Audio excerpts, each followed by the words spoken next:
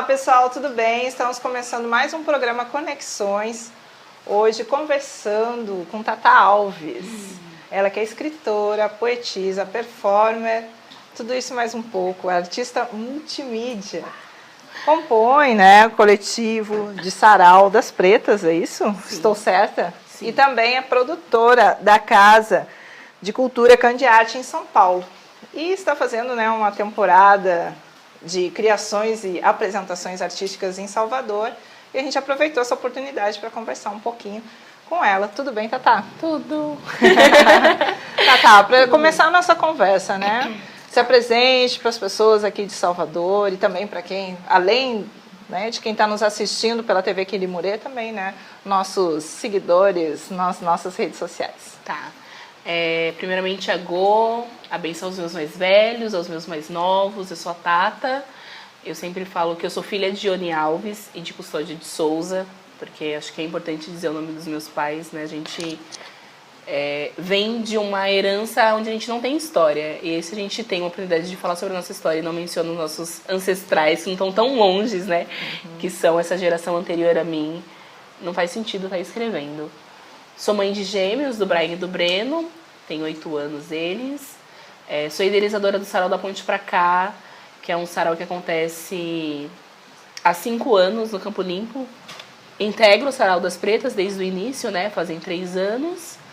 Sou coorganizadora da Casa de Cultura Candiarte, que é uma casa de cultura que fala sobre cultura popular num todo, então folia de reis, o boi, o cortejo do boi, e o samba de coco, que é a cocada, que acontece todos os meses lá no segundo sábado do mês. Todo segundo sábado do mês. Eu tenho uma frase que eu falo assim, que a mulher preta nas periferias, ela tem mais de um dom.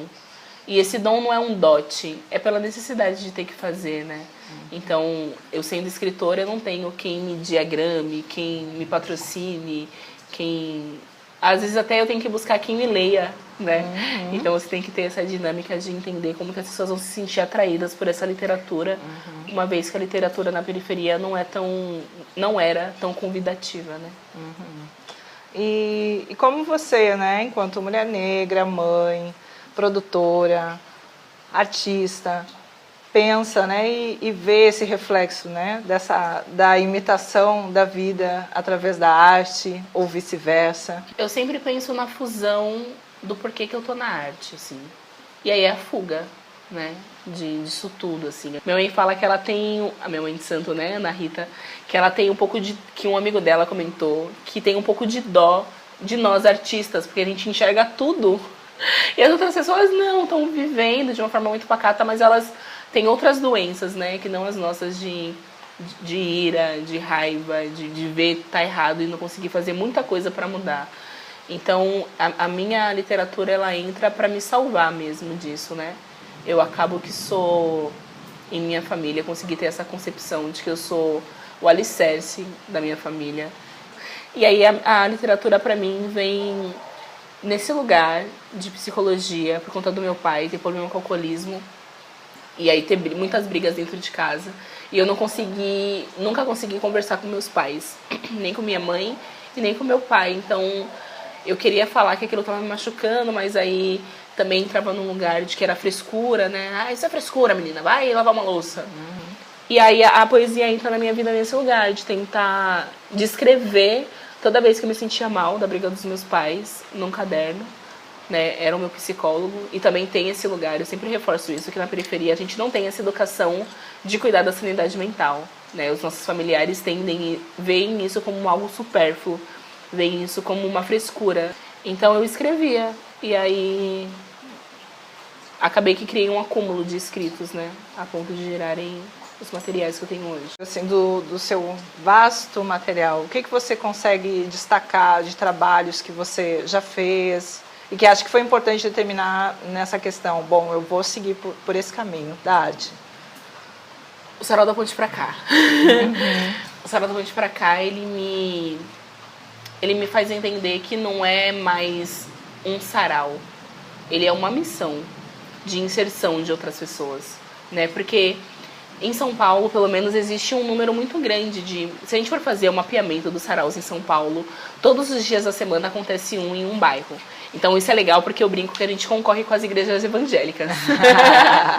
Então antes na periferia tinha a igreja, a biqueira, o bar, né, tem o bar também, e o sarau. Então a gente concorria, né, nesse aspecto.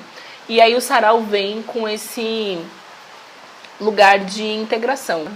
E aí o sarau da Ponte pra Cá, ele é um sarau que ele acontece numa praça a céu aberto, toda a primeira segunda-feira do mês, a segunda por ser o dia da comunicação, né, para nós de religiões de matrizes africanas, eu no caso candomblé, então é o dia de Exu, da comunicação, o mensageiro. E aí no sarau da Ponte pra Cá, a gente decidiu, para além das outras artes que a gente aviva ali naquele espaço, tem esse lance da comida. Porque lá existem muitas ONGs que dão comida, né? Então a igreja e algumas ONGs distribuem comida. E essa comida sempre é sopa. Por que que a gente não faz outra comida para além da sopa, né? Que com a sopa os ingredientes da sopa você faz outro cardápio. E aí eu conversei com a minha mãe de santo, ela falou, não, bora fazer e tal. E aí o primeiro cardápio desse ano, de 2019, foi risoto. Risoto de um frango que a gente ganhou pra Exu lá na casa, assim. E aí o frango parecia um boi. É legal, porque aí essa praça tem muitas pessoas em situação de rua, com dependências químicas, todas elas, e também tem um ponto de prostituição atrás. E aí na hora da janta elas vêm e jantam, e já aconteceu várias coisas assim muito emocionantes no sarau da Ponte, de eu falar assim, não é um sarau. Tá para além disso. Tanto que se eu... Não é o meu sarau também, né? O pessoal... o sarau da Tata, vamos lá no sarau. Não é meu. Porque se eu não mais existir, eu quero que ele tenha continuidade. E é isso, né? Quando eu falo do mapeamento de saraus, a depender do sarau ele deixar de existir, não fará tanta diferença, assim, sabe? Porque o ego do artista, em só se apresentar, ele consegue outros endereços. Agora, inserir pessoas que não estão na nossa bolha, porque é cômodo eu falar de cultura pra você, pra ela, pra fulana, porque já tem um pensamento crítico formado. Agora, como que eu falo essa moça que trabalha com prostituição, que ela é linda, que ela não precisa reproduzir um padrão de cabelo liso, sabe? Então, tá nesse lugar, assim. Aí é o projeto que mais me emociona, por que ele foi criado, né? Eu acho que é importante dizer. Porque eu sou mãe. E aí, ser mãe só de 2 crianças me isenta de acesso a alguns espaços. Então eu queria continuar me formando nesses espaços com teatro de graça, com exposição fotográfica de graça, com lançamento de livro gratuitamente, né? E aí se você quer adquirir, você compra o material e levar os meus filhos para eles viverem isso comigo. Porque se eu tivesse sido inserida desde quando eu era pequena na cultura, talvez eu estivesse com 10 livros hoje lançados, né? E é isso, os meus filhos com 8 anos têm um livro lançado. Então, quando eu idealizo, né, e mostro essa ideia a amigos do Sarau da Ponte pra Cá, eu entendo que é necessário esse espaço para que a gente não segregue mais do que já tá. E aí, Rogério Gonzaga, que eu preciso sempre falar dele, que eu falo que ele é o responsável por me envolver nisso tudo, fazia um sarau lá chamado Pra Sarau, que tem uma linguagem parecida com o que é o Sarau da Ponte pra Cá. Também acontecia numa praça, mas lá era um nichão, e aí eles revitalizaram, colocavam redes, então tinha rede de leitura, e aí a gente lia livros na rede. Mas também tem o Sarau das Pretas, que é um sarau que é construído por 5 mulheres pretas, né?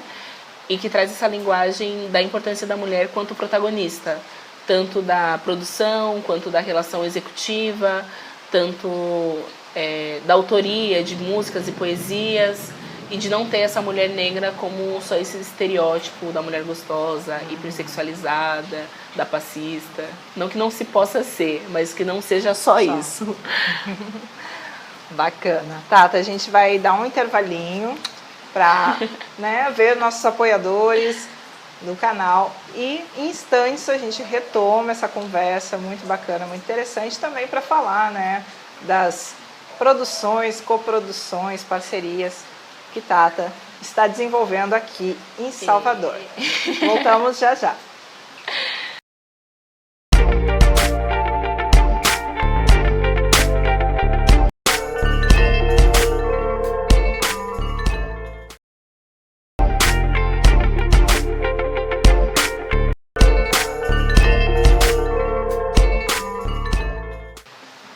Estamos de volta com o segundo bloco do programa Conexões. Não me apresentei no primeiro bloco, mas eu sou Lili Rubim, para você que não me conhece. E essa é Tata Alves, que estamos conversando, né? Para você que não me conhece. Para você que não me conhece. Né? Esse é o momento, né, de conhecer. A gente está aqui conversando um pouquinho sobre todo esse universo, que é essa pessoa, né? Universo de possibilidades, criações, né? E também falar um pouco, né, agora nesse segundo bloco, seria interessante a gente conversar um pouquinho desse lugar, né, da artista, do artista, né, que muito no senso comum, no ideário, se tem de que o artista, ele é um ser iluminado, genial, que sim, é verdade, mas, né, não fica nesse lugar sozinho, né, ele é acompanhado, né? Sim. Por mais que o trabalho seja independente, a correria, né? Como você falou, né? A necessidade de ter que dominar diversas formas e linguagens para poder colocar seu trabalho na rua, às vezes dá a impressão, né, de que é um trabalho solitário.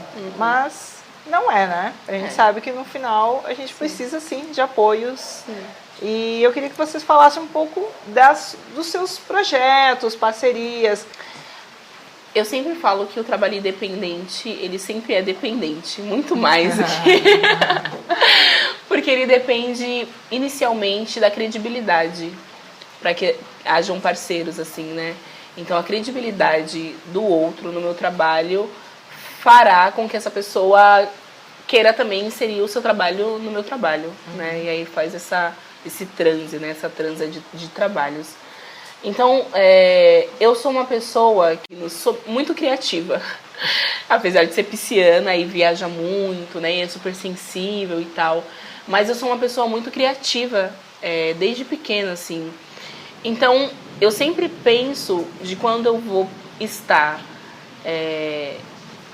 em imagem, em algum vídeo, ou até em fotos, inserir pessoas para isso, assim, e aí eu já meio que penso, e por conta do Sarau da Ponte pra Cá também, né, porque para fazer a programação do Sarau da Ponte pra Cá, eu preciso pensar esse cronograma de quem serão as pessoas que vão participar daquela edição, e aí essa edição nunca é só, então toda vez que eu tenho a oportunidade de conhecer esses trabalhos e agregar ao meu, eu acho que isso potencializa, quando a gente pensa o outro trabalho como, não como uma concorrência, mas como uma expansão da arte, como uma expansão de troca, de uma outra linguagem visual, musical, e por mais que isso se repita também, né, não existe nada muito inédito no ambiente cultural.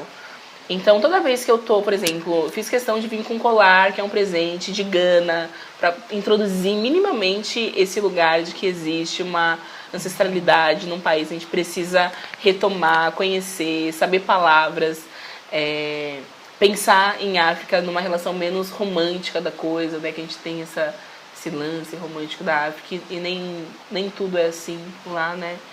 Mas as parcerias, elas são presentes mesmo, né? Eu sempre vejo muito como presente, porque das parcerias que eu fiz até hoje, por exemplo, eu nunca tive rompimentos. Então, toda vez que eu nunca tenho uma relação calculista de quem que é que vai vir. As pessoas aparecem, surgem e concumina, né, em conseguir efetivar os trabalhos.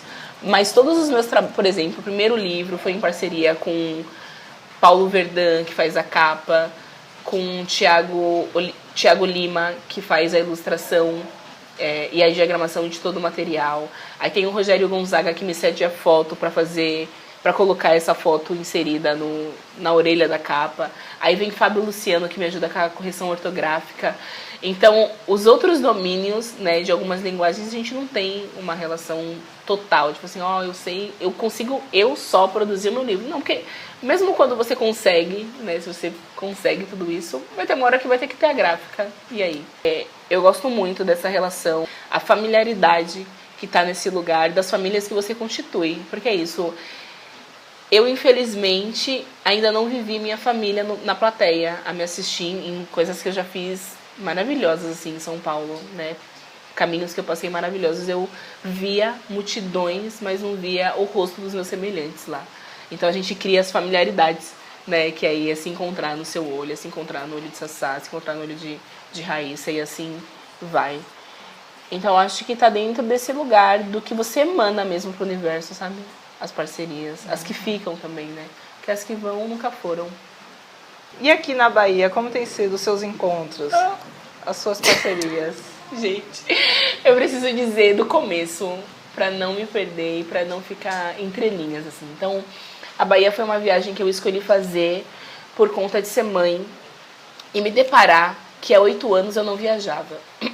Então, esse não viajar também me obstrui conhecimentos, relações, acesso, formações. Porque eu falo sempre que a partir do momento que eu fui mãe, eu não tenho mais o direito de ir e vir. Ele é muito restrito. Eu preciso calcular toda uma rota para saber se o ir e vir com os meus filhos é possível. E aí eu decidi que eu precisava fazer esse presente para mim, né, fazer uma viagem. E aí eu vindo para cá, tenho que pagar o aluguel lá, tenho que dar dinheiro aos meus filhos. Então eu fiquei muito nesse lugar de eu vou, não vou, quando 2 dias antes das passagens, de decidir se eu viria, 2 dias antes da viagem, que a passagem já estava comprada, eu falei que eu vinha, mas que eu ressignificaria essa viagem, que eu faria um network, que eu queria conhecer lugares, conhecer pessoas, e isso se formou, né? Então o Orixá me apresentou pessoas em meu caminho, apresentou, também tirou, né? Fez esse movimento de Exu, né? Que é muito louco, e eu consegui ter essa sensibilidade de saber com quem eu queria estar, né? Orixá também me precaver de quem eu poderia estar. E aí isso se forma e conheço pessoas, Raíssa, Nayara Negreiros, Matilde, enfim, várias mulheres que me acolhem nesse espaço. Falam, não, você pode vir por aqui, você pode ir por lá. E aí, né, em sua maioria mulheres, né? Esse vínculo é muito bonito de pensar. Então, quando eu desperto para a Bahia, que meu corpo desatrofia de coisas, porque ainda tem esse lugar de eu desatrofiar de ser mãe, sabe? Eu preciso desatrofiar e viver o que é Bahia e ouvir quando uma criança chama mãe, alerta o seu corpo novamente para esse susto, assim, né? De que, nossa, tá ali ativo. Mas de que foi importante ressignificar a viagem, né? E essa pessoa que passa por minha vida, esse ex-companheiro, talvez fosse esse o papel dele em minha vida, sabe? Me apresentar a Bahia, porque eu conheci a Bahia através dele. E sou grata, assim, por isso também, sabe? Queria ter dado um murro, um puxão de orelha, mas consegui fazer um conto, assim, na casa de Raíssa, falando sobre chama ressignificância, porque aí eu tô falando do que eu fiz com o limão, sabe? Não foi só o suco, foi a torta, foi o bolo, foi o sorvete.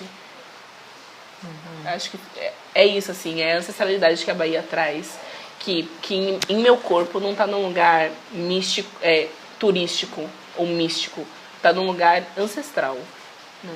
É compreender o meu corpo na Bahia. As pessoas me veem e acham que eu sou baiana. Aí quando eu falo porta, pode tudo.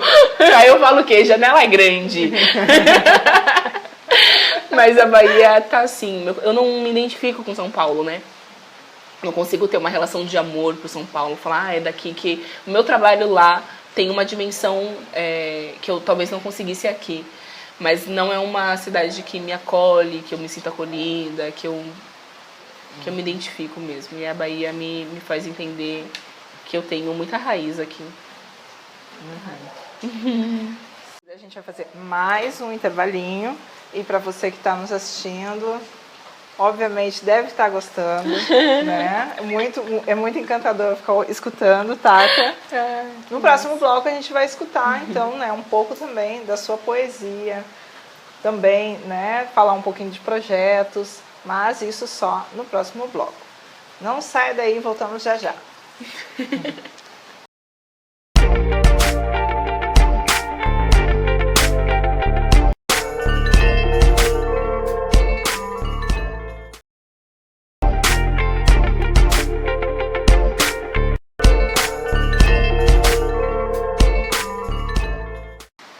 Pessoal, estamos de volta com o último bloco do programa Conexões, com a nossa convidada Tata Alves e também com Raíssa Araújo para compor, né, o nosso último bloco. Porque a gente falou de parcerias no bloco passado, falou dos projetos, toda essa magia, encontros que vem acontecendo na Bahia, e nada mais justo, né, do que falar do último trabalho, né, conjunto, parceria, que essas maravilhosas estão realizando aqui em Salvador. Minha relação com o Tatá foi bem orgânica, bem natural. Ela foi parar lá em casa, o universo mandou lá, eu acredito muito no universo. E nos seus aprendizados, nos seus ensinos.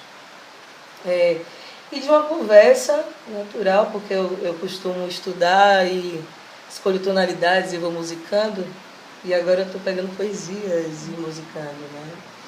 E aí, numa naturalidade, surgiu uma conversa sobre capoeira, sobre ela estar em contato recente com a capoeira, lá no estado dela, na cidade dela. E disso ela contou a história de como ela criou uma ladainha, né? Foi mostrar o mestre, né? E não era ladainha.